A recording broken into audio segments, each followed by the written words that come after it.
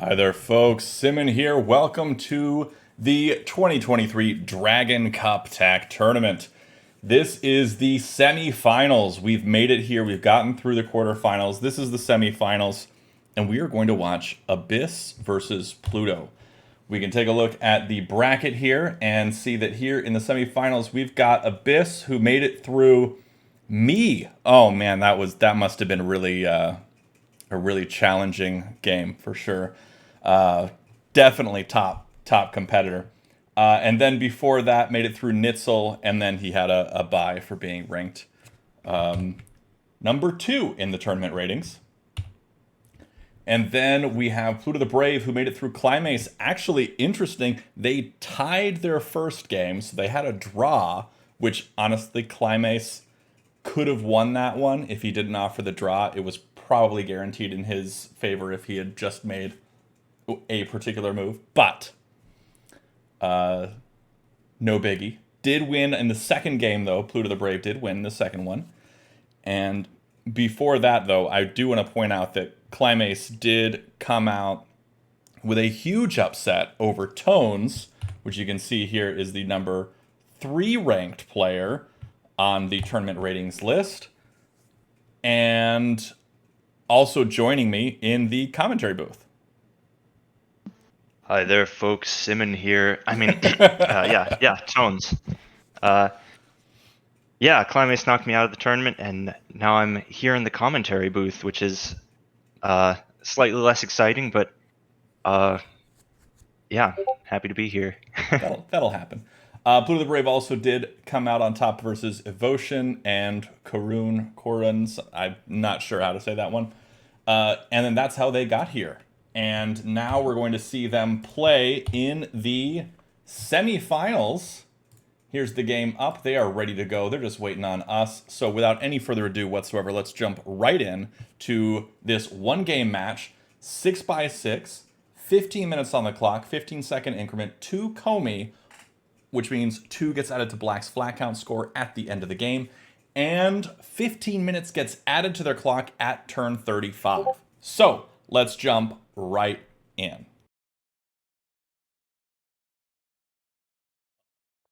All right, and so we get A6 played and opposite corners. And going straight into that Knights opening for Abyss. Abyss in white here. Yeah, I think Interesting play. this is kind of what we've come to expect. I think this has been more common than any other opening in this tournament. That is true, though we did see Rabbit Boy 84 and Will both use Knights opening. Or not Knights opening, the hug. They both used the hug, which is not necessarily meta, I guess, right now, but still an interesting opening for sure. I guess I've missed a few of the games, but weren't we just talking about this exact opening or a very similar opening in another game in this tournament where White's got this formation where they start with the Knights opening and then they play next to it with F3? Yeah, we did, but Uh, it's interesting because it can change depending on how Black responds to that first move. I think the last time we talked about it, they had played at essentially the equivalent of C3 here. mhm. But C4 is Yeah, interesting it was a because little it's different. not in line with any of the pieces that White has going on right now. Yeah, I think it's interesting because so for context, I think the reason most people are playing this line, this F3 thing as White, is that it's sort of popularized by Willembot, the strong AI for TAC, and people, well, specifically Will, who made the bot, was observing that Willem was very frequently favoring this sort of formation. So now people have started to play it in like almost as like an opening system, right? Like they're kind of playing it regardless of what the opponent does in this night's opening, which I think could be a bit dangerous because like pretty much everything in TAC is like based on context. Like you're never going to play the same move regardless of what your opponent does. You always want to consider what they're doing. So the fact that they've got this sort of opening system where you always start with the night's opening and then you play that sort of connection is very interesting to me. And I'm curious if people will continue to play like this or if someone's going to find out a way that sort of counters it. Oh, for sure. And I get why it's played. It makes sense logically because if you play at f3, you're going for both the vertical and the horizontal roads. You're making progress in both directions. And so for a bot, it makes a lot of sense to play there because oh, I'm furthering myself to a road twice, right? So that's double the sort of reward that it thinks it's getting. At least I think so. I'm not a bot coder or anything like that, but it seems like that would make total sense to me that you would go for that sort of move because it would go for both different threats, and you want to make bidirectional threats. Now here, black playing at c3 cuts off the horizontal, so white, goes straight for the vertical again, playing up at e4. So they're able to continue now in the vertical direction because black has cut off their horizontal. So black cuts off their horizontal going for their own vertical, but white's got momentum here. Black is going to have to play over on that right half of the board to be able to block what white's building, probably on this turn, but definitely by the one after because white will be making threats at that point. But black probably wants to play a capstone or a wall, something adjacent to those pieces that white has over there on the right hand side. Yeah, I agree. We're basically seeing like this super common trade-off that you see in a lot of attack games is that white is trying to play for like momentum, building a road as fast as possible, while black is sort of hanging back and trying to control the center. It's not always white doing one while black does the other. It could be white going for the center while black goes for a road. The point is that's the kind of trade-off you need to be thinking about. And it's And a similar so, thing that happened in my game versus Abyss, where yeah, Abyss yeah, basically went for an edge crawl, and my whole first half of the game basically was shutting down the edge crawl and trying to get momentum back on my side. And yeah. So the so way, black here is trying to has realized, okay, now I've set up my center control, and now white's getting a little too far ahead with this road, so you have to start thinking about defense. and that f2 placement is is great because you can place a flat there to interrupt that, but white likely is going to be playing e2. And if white does play Yeah, at e2, that works really great for white. It works for, again, both horizontal and vertical directions and maintains their momentum in that vertical direction. So this sort of thing isn't great for shutting this down. You're going to need a wall or a capstone if you really want to shut down this edge crawl because the edge crawl can be incredibly dangerous in the hands of somebody who knows how to use it. White yeah, and I'm instead dropping guessing. a cap from the center Oh, control. I was Really gonna say, surprised like, by if that. of anyone, Abyss definitely knows what he's doing in this game, and I guess he's decided that instead of full committing to the edge crawl, he's gonna play it a little bit more reserved, a little bit more sensible, uh, not going all in on one threat, instead taking a moment to control the center a little bit. And maybe he's thinking that that was the perfect place for black to drop a capstone, right? Because black could have dropped a capstone there to That is what I interrupt was white's vertical thinking. threat later. And so white's saying, I'm going to, before I continue building this vertical threat, first I'm going to deny you that placement, Yeah, and and that's then what I'm I was going to thinking. That makes continue sense. building. However, now what happens is if black does decide to continue with their vertical threat with a c2, for example, black now has momentum. Hmm. Yeah, that's right. So since white took a turn away from their building their vertical road, and that has sort of shifted the balance of momentum. So now black could be one turn ahead if they wanted to. Do you And think that's white, the best play for black? well, here's the thought. So you can play c2, and that goes for the vertical road. It goes for the horizontal, also connecting with f2.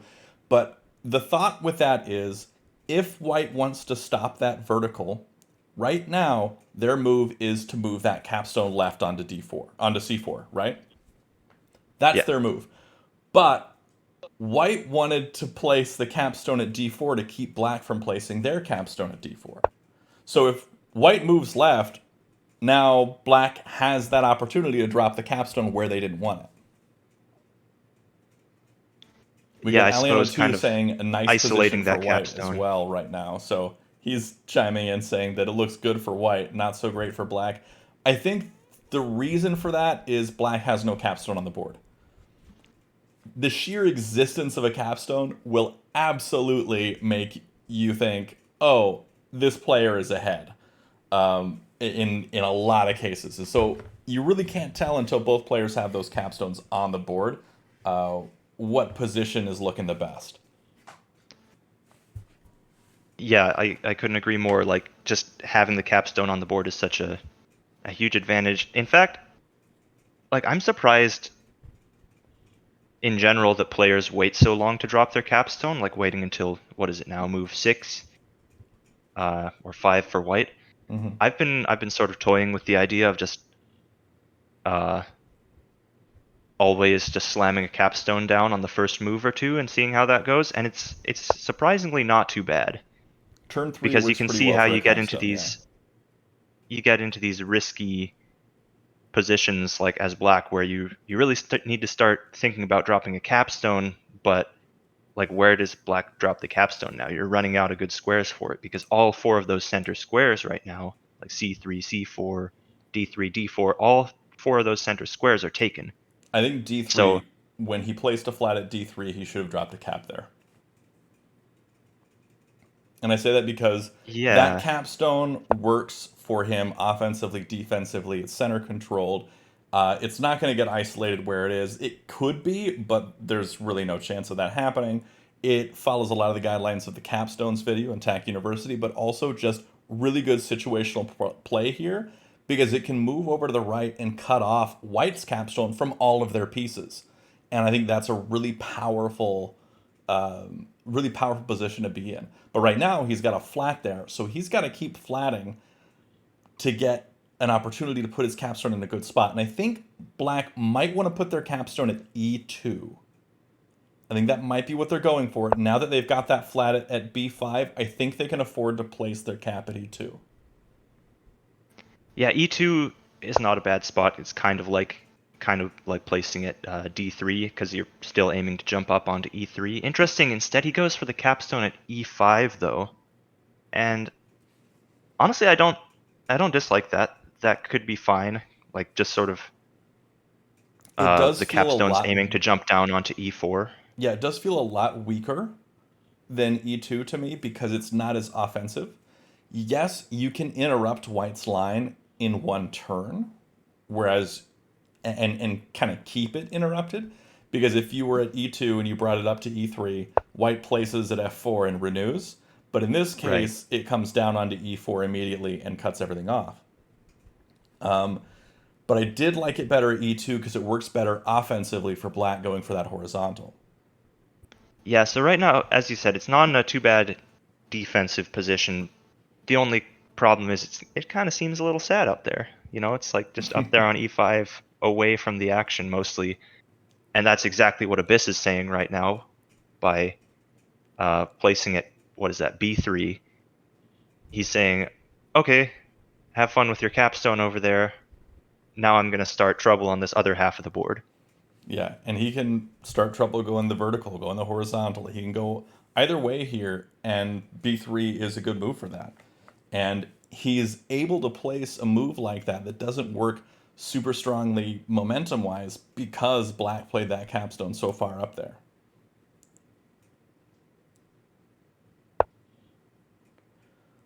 Black potentially going for the horizontal up at the top half of the board, Yeah. or Okay. So going they for the vertical. played d5. It's a little dangerous to be ignoring what White's doing and going for your own threat. However, I don't think White has any like super strong can't ignore it threats right now. Like I think Black still has uh, enough power with that capstone to come down onto e4 and enough going for them that White doesn't have any unstoppable threats right now. I'm a little worried about something like c5 minus from White This is making where a White threat. builds for the vertical instead. Yeah, White's but setting up to Abyss. build vertical and come left with d4 onto c4. And Oh, that that's pretty ruins the evil. whole horizontal aspect of Black's plan. And Black has once, and it ruins the vertical for Black. White coming left onto c4 ruins everything that Black's got going. Yeah, this is a much better plan than whatever I was about to say. Because yeah, once that capstone comes left onto c4, you're making that vertical momentum, but also like black basically has to play at d4, place a flat there. Otherwise, you'll have this crazy good horizontal threat. So you're basically forcing black to choose the lesser of two evils there. Black just ignores it and calmly plays at d6. Now, what Black could be going for is maybe trying to set up for some sort of vertical where if White comes left, it opens them up for a road. I don't think he's got time for that at this point, but also d6 being able to come left onto c6 to cut off that vertical threat, that makes sense also. So I feel like d6 is probably a really good move here, and that helps him out in a number of different ways. But So what do you we think do black look at that does bottom if half of the board is almost completely empty.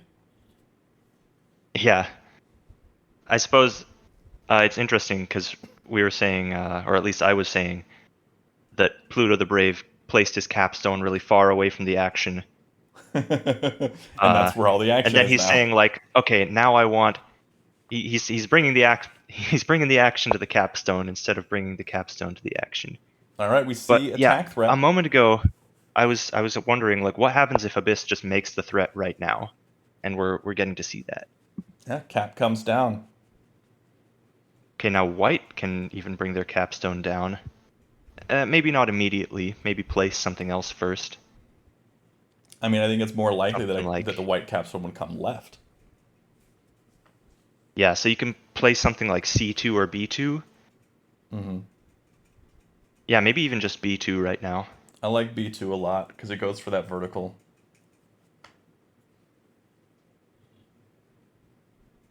And if you get any sort of capture, yeah, it goes for the b2. If Black wants to cut this off, it's going to be up at the top near c6, c5. And if they do that, Black comes left onto c4. If they use c4 to come up, Black comes up onto d5 and threatens the stack. So White's capstone is just in such a good position here to continue their own threat and also to threaten to recapture stacks that Black makes. It's in a really good spot. Like this is Yeah, this just top tier capstone placement. You can see that all of the action is revolving around where that capstone is right now, and it hasn't been outside of the action this whole time. this game is pretty much has been defined by the placement of White's capstone, which interestingly, like 10 moves ago or 5 or 6 moves ago, we were just talking about How he was giving up how momentum. White was building vertically, and then instead Abyss chose to place the capstone right there, and it turns out uh, it really paid off big time. I think that just proves what Abyss's playstyle is. I mean, Abyss has said it himself, he doesn't go for roads very often. He's playing for the end flat game from the beginning. And placing a capstone there at d4 is not playing for a road early on. It is playing for positioning later on to be able to force your opponent to do things that they don't want to do. And that Such as place a wall. exactly, like dropping a wall, putting yourself farther behind on flat count differential moves. We have seen zero flat on flat captures so far. No flat on flat captures this whole game. We have seen one wall.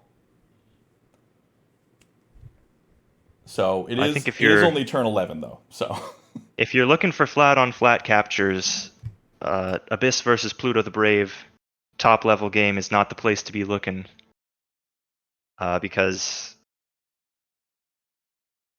because they're pretty good at this game. although I will point out that they were in a conversation I think yesterday in the Discord. Maybe it was Abyss and somebody else. He was saying that he thinks that this generation of tag players is potentially a little too wary of flat on flat captures.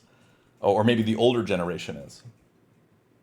Yeah, no, I think that's a valid point to make, is that especially from what we've learned from playing really strong bots, AIs at this game, is that a lot of them will see moves like flat on flat captures that we know are intuitively bad and we have reasons to justify why they're bad, but sometimes in specific situations they can be really good. Yeah, my favorite Uh, is when you get a flat on flat capture, self capture that leads to attenuate. It's one of the craziest and just pure bot moves that you can see because it is so unintuitive to make a move like that. But when it does happen, it's always like, that is just so cool. Such a cool move.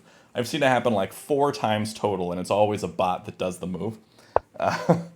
Oh, so this is interesting because I saw that flat played at D2 and I thought, okay, white's going to be playing down at C2 to kind of go for this horizontal. Also, could be playing over at D1 to go for the vertical again, being able to come down with that capstone there. But black comes down to cut that off. And I think this is interesting because black coming down is also going for black with a horizontal line. And the black horizontal line is E2 and then like B6 or A6 or A5. But I don't think that black's going to be able to have an opportunity to do something like that because you've got white's capstone still in the mix. White's playing now at E4 to keep black from playing around him on the right hand side and going for the vertical that way. And also trying to renew another horizontal threat. So this is it's white is still in a really good spot though. I like the yeah, E4 placement. I think bringing that capstone down for black was a fine move. It's just that like maybe you didn't have to play it right away, right? Because white can just fill in and keep building there. There were no like urgent tack threats on the board, so my instinct would be not to play a move like that right away. Yeah, it would have been But to I drop a think flat maybe at C2. yeah, something like C2.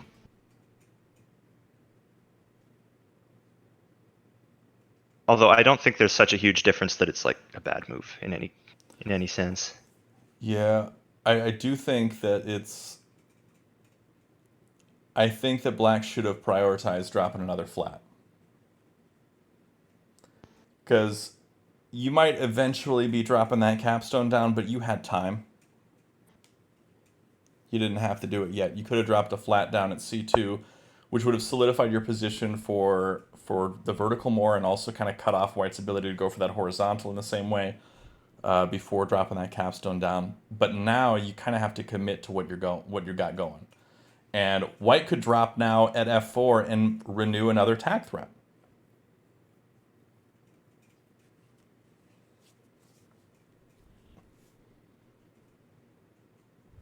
Yeah, that's right. I'm not sure what black does about that other than like if white plays F4, black might just have to step up with the capstone and go right back into its old spot. I mean, Uh, white could also capture left with the capstone, make the vertical threat. Then if black makes a wall move to stop that, white just fills in at d4 and makes the horizontal threat yet again. Like, I think that we're thinking, oh, that capstone move might not have been the best choice, but black was just in such a difficult position because of how strong this white capstone is, just in a tough spot, and so none of the moves look particularly great because of how tough a spot he's in. And this is okay, we're also in the probably the first time I've ever seen someone lower on time than Abyss. Yeah, he's known for using a lot of time on the clock. Uh, hang on a minute. Okay, we have attack threat here. White is threatening C5 minus, bringing C5 down to make a road. I think possibly a decent way to stop it would be B5 right, because that makes attack threat for black. And if he does b5 right, it's what's the play for white? Oh, he doesn't. He brings the wall up. Will white renew with a4 or do something else? Yeah, I'm all in favor of making a wall capture instead of a flat capture, but this does only delay the problem because white can just renew immediately. Yeah. Makes another wall capture. Although now, if white right tries to renew with a3 or a2 or something like that, now black's wall coming right onto b4 does cut that off. So white now can bring the capstone left. Bringing the capstone left makes the tack threat in the vertical direction and threatens the stack onto a4.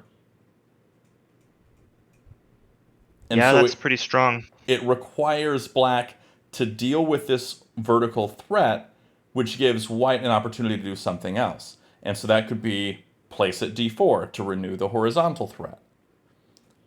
It could be something else. Probably filling in at d4 is probably the move after bringing that capstone left, because black's going to be making some sort of capture, and wherever that capture is, it's going to be within range of that capstone. Whether it be on the wall, whether it be on b4 with a flat, whether it be on c5 with a flat, whether it be on c6 with a flat, it doesn't matter. It's going to be there unless c3 left is the move that black goes for. Yeah, well, I think in this situation, d4 left is definitely the move here, bringing the capstone left because it makes attack threat and then you immediately fill in at d4, which is really the square that black has been sort of coveting this whole game. Yeah, it seems really good to bring that cap left now. It might not be the And best as you move, said, it's but it threatening the feels really stack. good. I would go so far as to say it is probably the best move.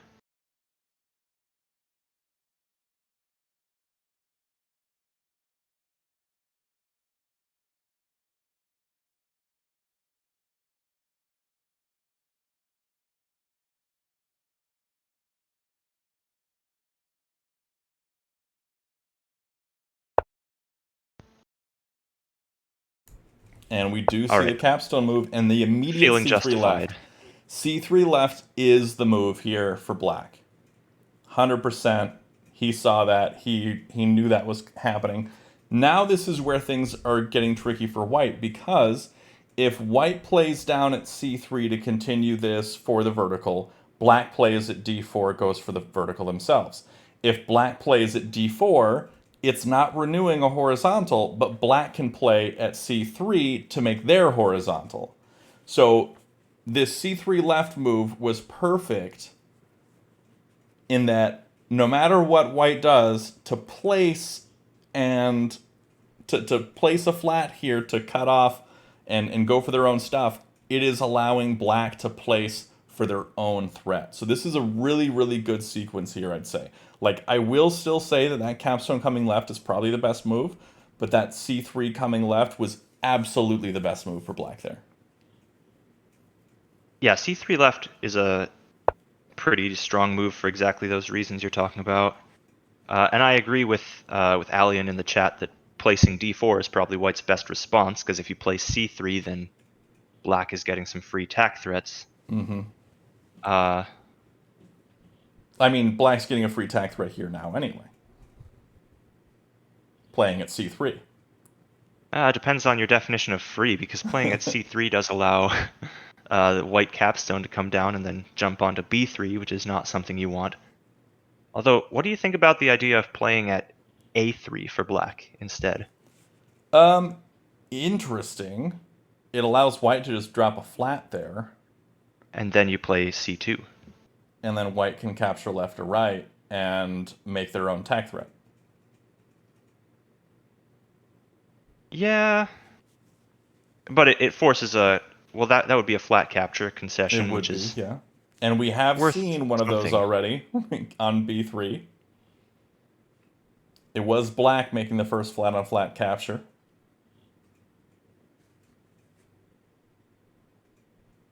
Which means there's liabilities there. At least one liability for white to find. Yeah, so in terms of counting, without even counting flats right now, I would say black has placed one wall and black has made one flat capture. So all in all, that's probably in like the end game going to be end up being like -2 to your flat count. But black has +2 komi, so I'd say it's roughly even right now in terms of flat count, as long as black doesn't have to make too many more concessions there.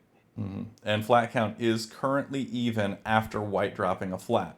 So black dropping a flat on this turn would put black ahead on flat count. But again, there are liabilities that white can recover here and get and make use of. They can recover those captives and do some work later on down the road. So yes, flat is slightly in black's favor at the moment, but I believe we're going to be able to see some moves that put it in white's favor.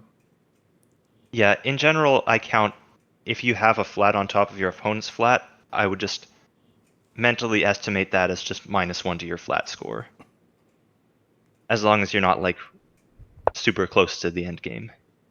All right, and this is where Allian says that c3 definitely leads to this capstone coming down, which it does.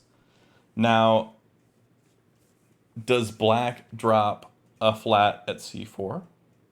Or maybe even a wall? Because you know you don't want to give white c4. It might have to be a wall at c4.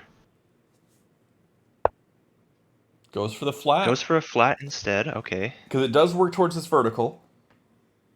And it does work towards his horizontal. But it's also a good spot for white to go if they want to go there. But now Allian is saying bring that cap left onto b3 because now it is threatening that stack and can get those liabilities back. That's not a bad play. You can also afterwards use that capstone stack. You can throw it over onto d3, make a +2 flat count move, and cut off black from making both their vertical and horizontal threats because that d3 flat is instrumental to connecting that capstone to everything. So if black wants to go for anything, it's going to get shut down by that capstone stack spreading right onto d3. So I like this move here with the capstone, able to take advantage of those liabilities immediately and be able to work with them somehow to shut down some future threats of black. Yeah, that's a super strong move. I don't really see why it had to be played immediately. Like why white couldn't play something like a3 instead, and then later come on to b3. Uh, I think because you would expect black makes a threat on the following turn. yeah, I suppose because it wouldn't playing at a3 wouldn't be tack. There's no Yeah, road there for white. So then black would play e1, make a tack threat, and then if you hadn't done this capture, then you wouldn't have this awesome option of going and taking that b3 stack and moving it right onto d3 for sure. to stop that tack threat. So I think that's what Alien's seeing there, and why it's so critical that you had to play that on this turn instead of waiting. And the wall drops to keep that spread from happening. Now, will white make the threat here? Play at b1? They will. They will make the threat and play at b1.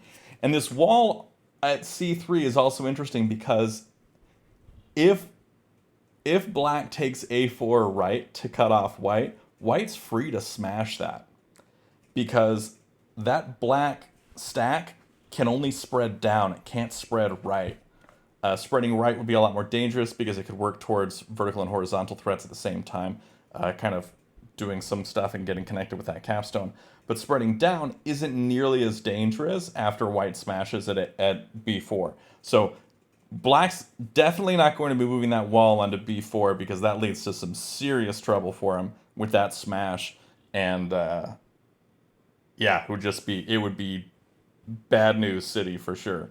But I can see now black taking their time down to 2 minutes on the clock. Abyss just under 6 minutes. There's a 4 minute buffer in Abyss's favor. I don't think I've ever said that before. Yeah, I don't think black should even be thinking about moving that a4 stack onto b4. I mean, Like, yeah, it's super risky having a huge stack of white flats. White can pretty much smash that without worrying about too much, and it's just a massive a sinkhole of calculation time that Pluto the Brave just can't afford right now. So he has to find a different way to stop this threat. You think like Probably d5 with like, left? uh, I was gonna say C4 plus, but that's way worse. Yeah, D5 left is probably the move here And he because goes it for it. also stops the horizontal.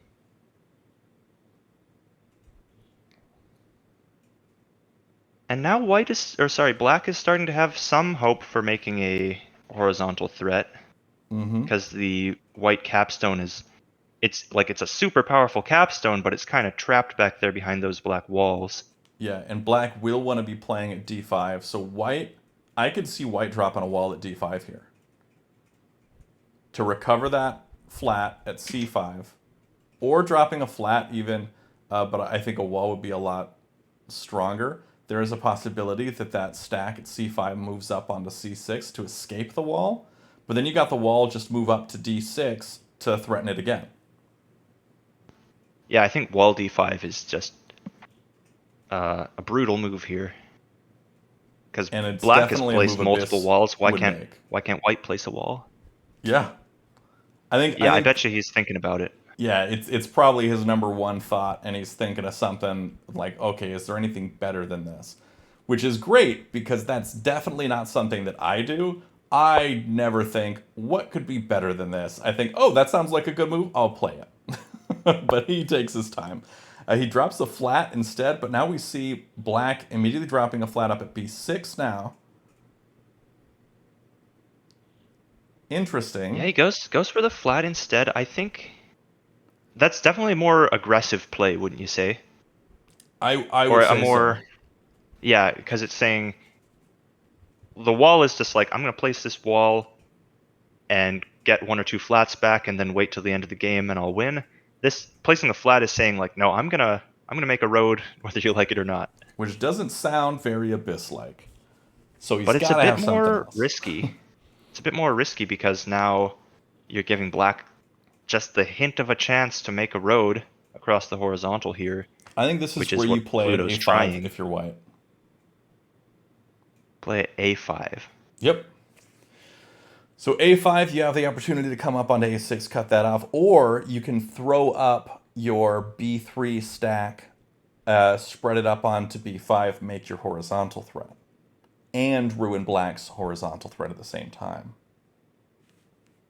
Yeah, I think you can't go wrong with a5. Alion's saying something about d6 no, that's for black, never mind. That would be a threat for black. Yeah, I think a5 looks good here for white. He may throw up the capstone earlier. He may throw it up now, because he'd still be threatening to capture onto that c5 stack. But I like being able to put a5 first, so you're at least making a threat when you do throw that up. Because throwing it up now doesn't give him a threat. Yeah, I like the idea instead of playing a5 of playing something like a2. Because if you play a2, then after black makes their threat, you can play something like d5 left and make both a horizontal and vertical threat at the same time. Of That course, is that true. doesn't work if black has first played d6 minus. So Yeah. there's some calculation to do here. Interesting. Comes up with just okay. 4b3 plus here. No tack threat from white.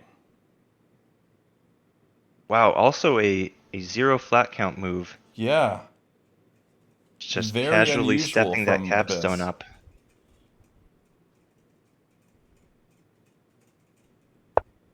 That's a bold move. Okay, black cutting off the horizontal. Might be important for white to play something like e3 here to stop that threat. Unless they just have like Tinue right now, which is also a possibility. I mean, is white planning on going like d5 left and then capturing with the capstone onto whichever flat doesn't capture onto that c5 spot? Well, actually, I guess this really isn't. There's no way white has Tinue here because black can always play c3 left with the wall. Yeah, got the wall. So yeah, white takes the chance to play e3 just to stop any tricks black has making a road. So what does black do now? How do you keep the threat going?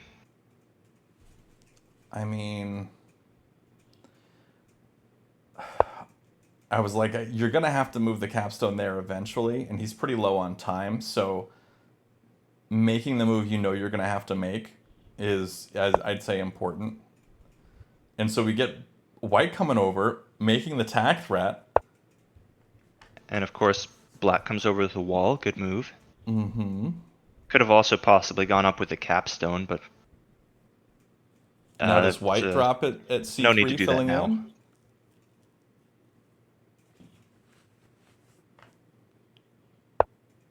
No. It's funny you mentioned that move 4e4 left, bring the capstone stack over. It's something you need to do eventually. Might as well play it now because you're low on time.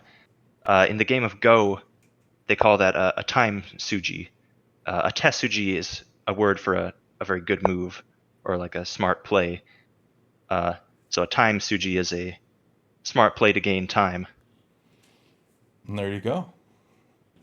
See, And I they've got am 10 moves secretly a Go left. master. I bet with all the time you've put into tack, you might actually secretly be a Go master without knowing it. All right, and we see the fill in here at c4. This is where things are getting a little dicey because both players are making moves fairly quickly, dropping a lot of flats, and white's capstone stack is quite large. Like that's 1, 2, 3, 4, 5, 6, 7. So white can't move that whole stack. So I think white has one more move with the capstone stack before it's truly spent.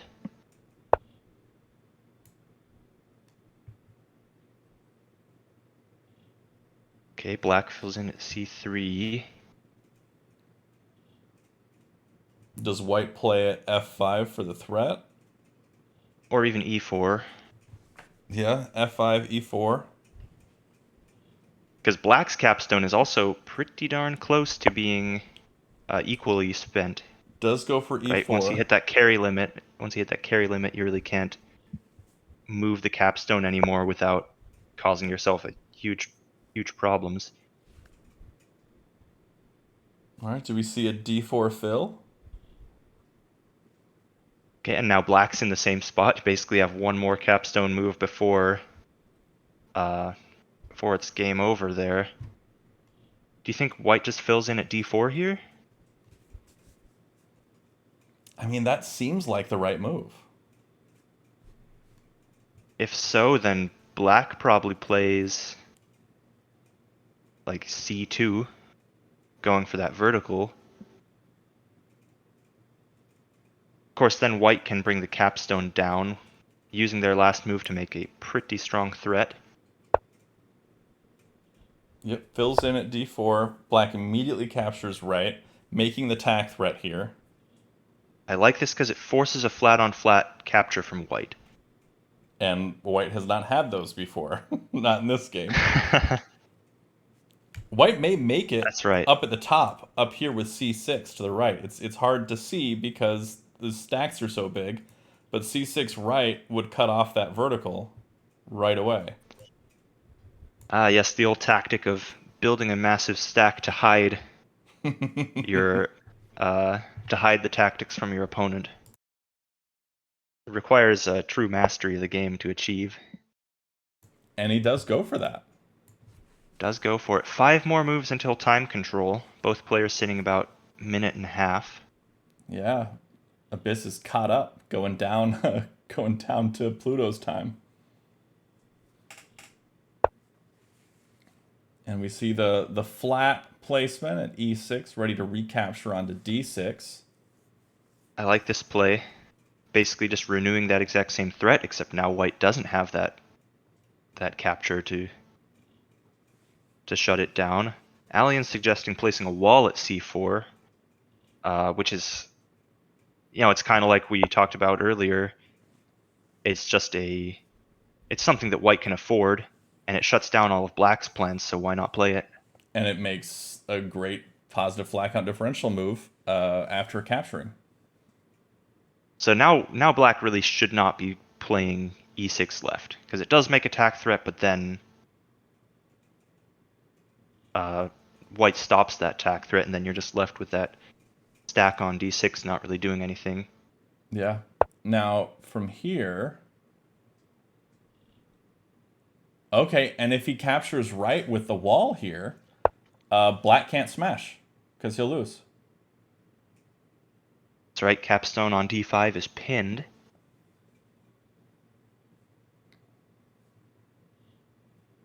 Yeah, this is looking rough for black, because you really don't want white to get d4, but they're about to get d4 whether you like it or not.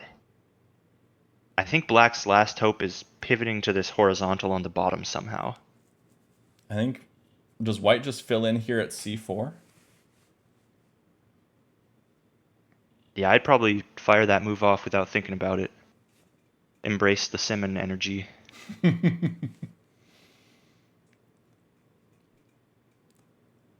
Simon energy isn't always bad. Yeah, it Oh does no, drop the at this c4. stage of the game, that's exactly what you need. I don't know. Abyss is very good at playing with very low time because he finds himself at very low time at like move 15 in so many games because he's so often uses so much of his time in these early game, and it's just very difficult to come back from. Now from here we might see this wall move down left onto or down onto d3. So 2 d4 minus would give white the tack threat and a positive flag on differential move. But Yeah, and that's instead going to be hard to dropping even at stop. a2.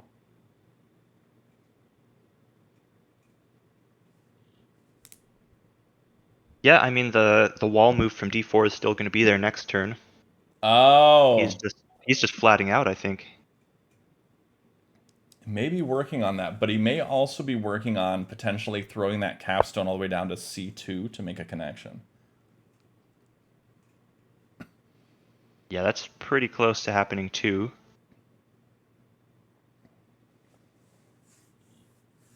So black is getting pretty close to having some road threats down on the bottom. Alian If is they move that saying wall off that b3. black needs to bring e6 down and then smash. Um, I mean, bringing e6 down and then smashing does give black attack threat.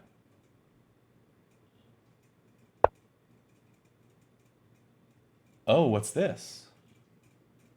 Okay, that's a threat. What This indeed? is How is that a threat? it's a drawbridge. The d4 coming down Oh, it reveals the is. It white is. and no smash. It's got to be a6 minus or no, that doesn't Oh, stop it. That that's a doesn't road, stop it. isn't it? White wins with a road. Missed it. A6 minus was the move. And white wins with a road. And that was at the 15-minute mark. He had to play that move to get those 15 minutes. He was down below a minute on the clock, and that was the move for the extra time, but he didn't quite get there in time. But it was a solid game. Missed threat there at the end, missed defense when you're low on time. Totally understandable, though. But great play from both players. And just Yeah, really a great game to dominating both. performance from Abyss. I don't think there was a single point where we thought Abyss was behind in that game. Yeah, I think this was a very instructive game too, right? He Oh, for wasn't sure. winning with some ridiculous tactic that nobody else ever would have seen. I think he was just playing good tack. Yeah, absolutely was. That was a great play there. And I wonder what would have happened had a6 minus actually happened instead of that wall coming up. You think that he would have smashed? I think that he would have smashed. He would have smashed, and that would have essentially been Tinue. Smashing on a5 for white. No, smashing on b4 for white. after a6 Oh, minus oh, happens. I think that would have been Tinue. So yeah, you, that's pretty close. yeah. So this happens, or just come down with a hard cap, I guess, onto b4 since there wasn't a wall there. Yeah, you come down b4. That's it. I don't think there's any way out Especially of that. since white only has, like, even if it wasn't Tinue, white only has 5 flats left, so. Yeah, it was looking really good. But yeah, congratulations to Abyss for making it on to the finals of this Dragon Cup tag tournament, which I believe in the prediction brackets, almost everyone had Abyss in the finals here. I think almost everyone has Abyss versus uh, Aliano 2 in the finals.